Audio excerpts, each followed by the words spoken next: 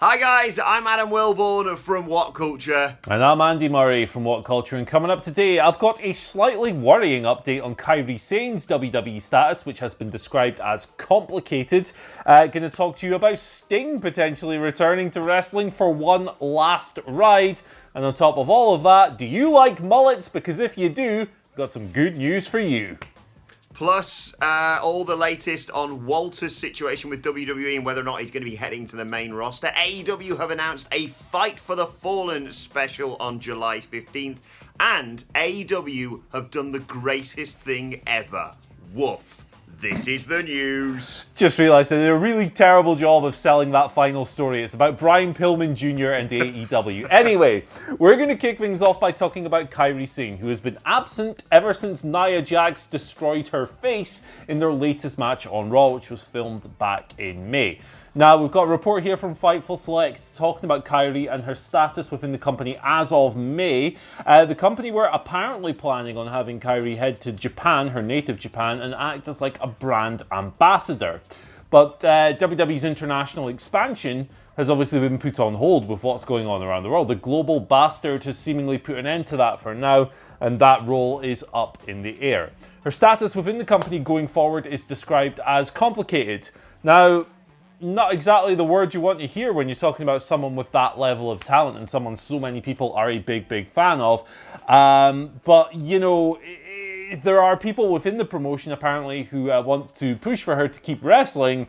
They want her to continue her in-ring career, and there's no word on how the Japanese ambassador role would have impacted that. But you just don't want to hear things like this. Now, it is noted that the general consensus in the company is positive with regards to all this, but you know, things haven't been going particularly well for Kairi over the past 6-7 months or so. She suffered that concussion at TLC. That put her out for a month. She returned. Booking patterns were all over the place. Then she had that match with Nia where she was buckle-bombed into the bottom turnbuckle, seemingly while shouting for Nia to stop because she wasn't ready.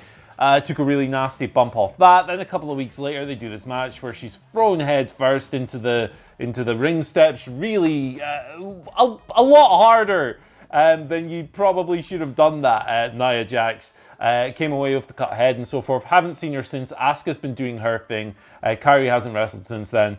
It's worrying times. I hope, you know, that she is able to come back and wrestle again full-time and be a consistent presence, because she's one of the best women's wrestlers in the entire company. We spoke about her a little bit yesterday. But this kind of came out of nowhere for me. I was like, okay, Kairi's had a rotten run of luck with injuries and stuff, but potentially her future lying away from the ring. Now, Fightful haven't explicitly said that, but it's, you know, when you say complicated, you draw certain conclusions. It sucks. This story sucks. Yeah, I hope that it is just complicated in terms of them deciding what to do with her next amidst this ambassador role, like you say, kind of being up in the air, because it's far too soon for her to be stepping away from the ring, in my opinion. She's got so much she can do in WWE and beyond. I certainly would love to see her step back between the ropes as soon as possible, to be honest. I think there's a multitude of stories you can easily drop her into. She is so talented. I saw that tweet yesterday from someone trying to claim that Sean Ross Sapp had said, oh yeah, her contract had lapsed, and he very quickly pulled them up and said, nope, never said this.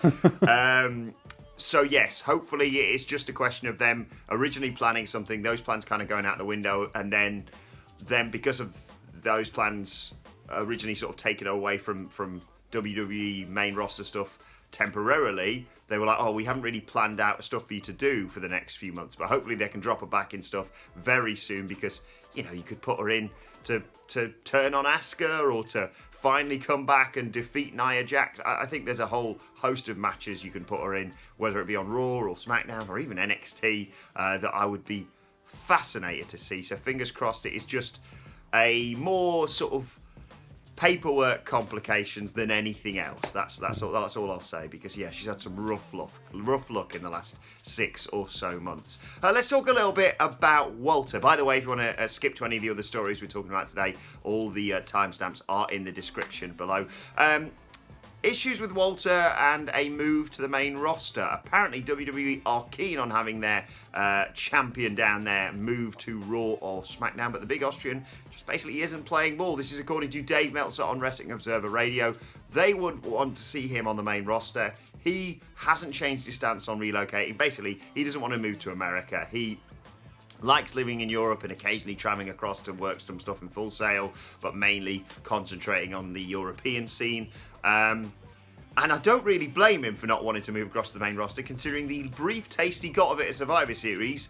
He, fought for about a minute and then got eliminated? It's not a great sign for one of the best big men in the industry, Andy. Yeah, I mean, I believe he turned down WWE in the past, actually, because he didn't want to move to America, and, was eventually convinced when they had the NXT UK brand start up and stuff. So Walter's a guy who just wants to stick to his principles, and, he's not all that interested in being this glitzy, glamorous WWE Raw or SmackDown superstar. And I respect that immensely. There's not a lot of people who would say that or do that or take that kind of stance. Because wrestling isn't always the longest career, and a lot of people want to get as much money, as much exposure. And there's nothing wrong with that, of course. It's, it's what you do. But Walter is more of a purist. And it's an admirable little stance. Yeah, I mean, that Survivor Series run was just rubbish and almost completely pointless. But such a talented big man is our Michael Hamflett. One of the best chops in the business, if not the best. Really imposing guy. Master of the little things between the ropes as well. I'm a big Walter fan, and, he's in an environment that allows him to do what he does best.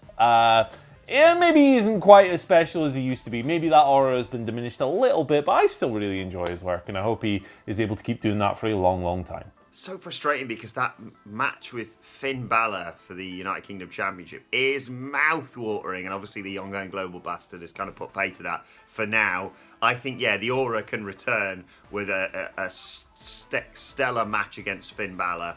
But I don't think you need him on the main. If you want big men on the main roster, take Keith Lee after this championship match next week, if you want to do that, if you're that desperate for it, because clearly Vince prefers Keith Lee to Walter. So why would you bring Walter across, and why would he want to go there when he's happy living in Europe? He's making a living, he's still working for you, and he's still happy to travel across and work occasionally in Full Sail. But he knows what to expect on the main roster. He's seen everyone else take that journey, and also he's lived it very briefly in November and went, oh, no, that's not for me. Yeah, no, absolutely. He's had a taste and didn't like the appetizer, so he's not going back for the steak dinner. Speaking of men who like steaks, I don't know, is Sting a vegan? Who knows?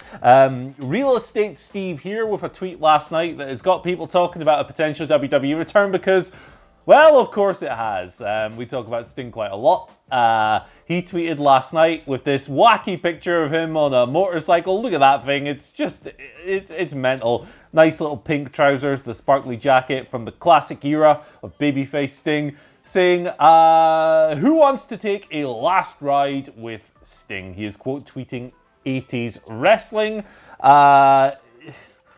Okay, there's a lot to unpack here, as there always is. 2020 has seen a bunch of different rumors as to Sting's status in the business. There was talk of him coming out of retirement for Saudi Arabia. Last Ride, pretty clear reference to The Undertaker. Last Ride is the Powerbomb. Last Ride is the network special in which Undertaker said he was retired. Terry Funk exists. That's been a dream match for decades. People have been calling that thing out for as long as... Not I've been alive, because I'm really old, but as long as I can remember in pro wrestling. The cinematic match, the Boneyard situation opens up the possibility of that maybe because they don't have to take as many bumps and all this other stuff. However, Sting hasn't wrestled since 2015. Serious neck injury. Sting, and every time I read this, I'm surprised by how old he is. Sting is 61! Right? When I think Sting, I think, oh, he's like 52 or something. No, he's 61 years old. That's all I'm going to say. It's a hard sell, brother. Not for me. One more match. We can do this. Sting versus Taker at WrestleMania, at the Hollywood WrestleMania. Look, fingers crossed, everything involving the ongoing Global Bastard will be sorted by next April. We can have crowds back, all the usual stuff. And no one's buying The Undertaker's retired. And if we've said like, oh, what's the one match you can still do with Taker? Is it one more Graveyard Dogs match? Is it a proper match with AJ Styles? What are we gonna do? It's right there. Just have him face Sting in a cinematic match at the Hollywood WrestleMania, right? And I know what you're thinking, well, yeah, that's all well and good, but it's kind of a lackluster way of finishing off both guys' careers by them not being there. Look, you take the majority of the match over, I don't know, a series of weekends to make sure everyone is fresh and safe and what have you. You've got plenty of time. It's July now. You've got till, the end of March, I think, is next year's WrestleMania, right? I know that because a mate of mine is having a wedding in early April, and I was like, well, when we go to that if it's WrestleMania weekend? You do all that, and then you get the best of both worlds, because at the end of the cinematic match, you do some bollocks where Sting's going to, I don't know, finish off The Undertaker, and he just teleports them into the ring at WrestleMania, just so you can have the finish there. Look, I know it's a bit of a, knock-off Roddy Piper, Goldust, whatever thing, and you're not going to have a car chase or anything in their big two spooky cars, but just do that. Literally teleport into the ring, tombstone pile driver, end of the match, end of Sting's career, end of Taker's career. Everyone goes home, hopefully happy. I am more into the big spooky car race than the match. Like some wacky races. Yeah. Whoa! Was there a spooky car in Wacky Races? I think there was. I think it had bats and stuff. Let us know in the comments, because I can't remember. It wasn't Dick Dastardly and the anthill mob. Penelope Pitts. Let's get on with. What was the one with the two? Is it the cavemen who hit each other? Oh yeah, what were they called? Yeah, they just smashed each other with the clubs. What were they? Wrestling news. I'll do this, and then I'll find about this. Whilst you're doing the next story, I'll Google the wacky races. Beautiful. Right, I'll talk what's next about All Elite. Next, we talk about All Elite Wrestling and Fight for the Fallen, because they pushed back the AEW World Championship match that was set to take place next week between champion Jon Moxley and Brian Cage because of all the issues. We're not blaming this on her, but centering around Renee Young and the worries around Young and Global Bastard, etc., etc. Look, Jon Moxley has done the right thing. He's not gone to work for the safety of everyone. They've pushed it back to the 15th of July rather than next week's second half of Fyter Fest. It's going to be Fight for the Fallen. This was announced last night with Taz calling Moxley a chicken staying at home, despite, what I've just mentioned there. I think they've handled this perfectly. And 3 weeks of effectively pay-per-view shows from AEW. You can't really complain. No, it's beautiful. This is entirely the right move. Being safe, protecting the employees' health, putting Moxley in a longer quarantine. I can't think of really why you wouldn't make this decision now. A few people will go, well, okay, Fyter Fest Night 2 lost its main event and all this stuff and ratings, blah, blah, blah, but health is obviously a lot more important than that. And when your world champion could potentially contract this thing, he's tested negative twice so far, but tests aren't 100% accurate, and there's still the chance of transmission. It's the right move. They're doing the right thing. I'm in favour of this. Another special next week. Cool. Sorry, just found out. The two blokes with the cavemen are called the Slag Brothers. They were in the Bouldermobile, and it was the Gruesome Twosome in the Creepy Coupe. There we go, the Creepy Coupe. That's the one. The Slag Brothers. Oh, the Slag Jesus. Brothers in the Bouldermobile. Rock and gravel slag. Just to point out, slag is like the material, isn't it? That's anyway. It's something else in the UK. Let's talk about Brian Pillman Jr., best mullet in the goddamn game, son. He appeared at Fyter Fest last night. He was in the crowd. The camera caught him a couple of times. This came following a report from Fightful earlier in the day saying that Brian Pillman Jr. was going to be backstage at the show. And then the man himself tweeted a little picture of the Fyter Fest banner before the show itself. So, doing something with AEW. 26 years old, obviously the son of Brian Pillman. That's what Junior means. He's in MLW at the moment. He's contracted there, but MLW contracts allow certain people to make appearances outside of MLW. And we've already seen Brian Pillman Jr. in AEW. He was in the first Casino Battle Royale at Double or Nothing last year. So, interesting stuff. He's a much touted prospect. He's a really talented guy. Really good for a guy who's only been doing this for 2-3 years or something like that. Good stuff going on in MLW with Davey Boy Smith Jr., one half of the Hart Foundation. But MLW's on ice at the moment because of what's going on, like everyone else.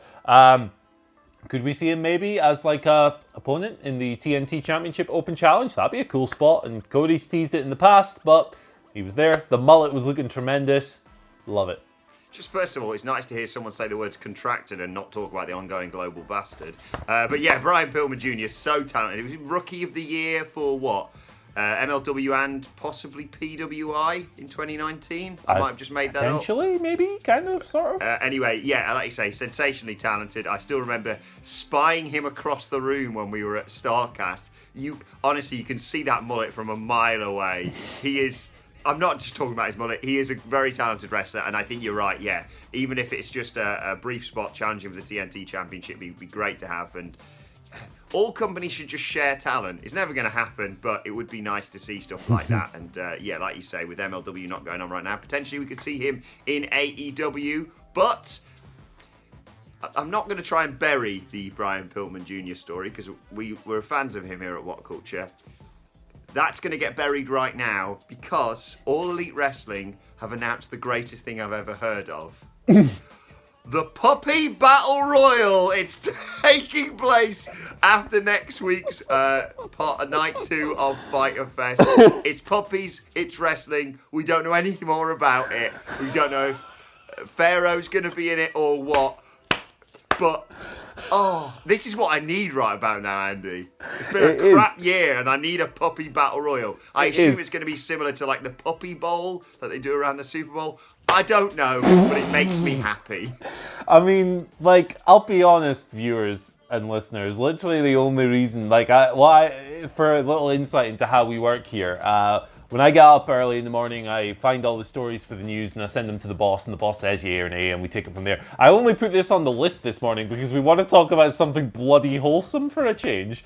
It's dogs in wrestling! Like, cool. I mean, and it's not going to be on the show proper either. It sounds like it's going down after it. So, I mean, we've seen like a 30-second clip of just some little fluffy beasties just rolling around in a... I don't know how this could not let joy into your heart, man. If you don't get a little smile perking up at these pups trying to throw each other over the top rope, you don't deserve joy. I don't want to be your friend, and as far as I'm concerned, you can get in the bin. Yeah, bollocks to the Young Bucks and the Revival teaming up. Put the Puppy Bowl on in the main event. Yeah, screw Orange Puppy Cassidy. Battle Royal. Sorry, I'm getting all the puppy things confused here. Right. I saw a really good tweet before we move on. We should move on. This has gone ages. A really good tweet in response to this. WWE, I can't remember the username. WWE, you're going to counter program with cats. Yes, very good. Well, let's move on to the Twitter questions, because one of these relates to that. From David S. Poe, who says, since Mox and Cage was announced for Fight for the Fallen on the 15th of July, how long before we get NXT Starrcade, and why is it going to be July 15th? Yeah, I mean... That's a distinct possibility, isn't it? NXT Starrcade. I saw, again, someone else tweet. The Vince McMahon Googling account tweeted, hey, should I put on NXT Bash at the Beach?